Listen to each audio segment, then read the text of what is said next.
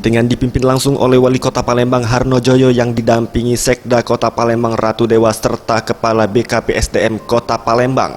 Pemerintah Kota Palembang menggelar peresmian CPNS Formasi tahun 2019 dan P3K Pemerintah Kota Palembang di ruang Parameswara Setda Kota Palembang. Usai peresmian, Wali Kota Palembang Harnojoyo mengatakan, dalam peresmian CPNS Formasi 2019 yang dilakukan ini diikuti oleh sebanyak 49 perwakilan CPNS dan P3K saja.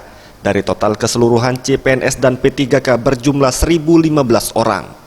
Dengan peresmian ini dirinya mengucapkan selamat dan diharapkan dapat bekerja sama dalam memajukan Kota Palembang.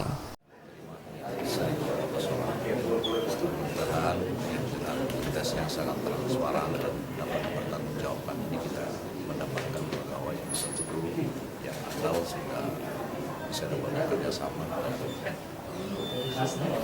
yang dapat memajukan Kota Palembang kita lain. Saya kira itu. Sementara itu, Kepala BKPSDM Kota Palembang Riza Fahlepi mengatakan, dalam peresmian ini hanya 49 orang perwakilan CPNS dan P3K yang dilantik dari seharusnya 1.015 orang. Hal ini dikarenakan adanya pembatasan di masa pandemi.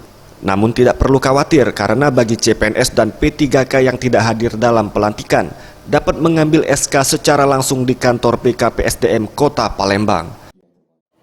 Kita harus melakukan pembatasan peserta.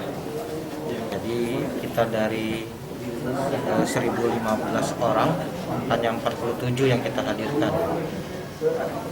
Dan 2 orang P3K jadi seluruhnya 49 orang. Tim Liputan Sriwijaya TV.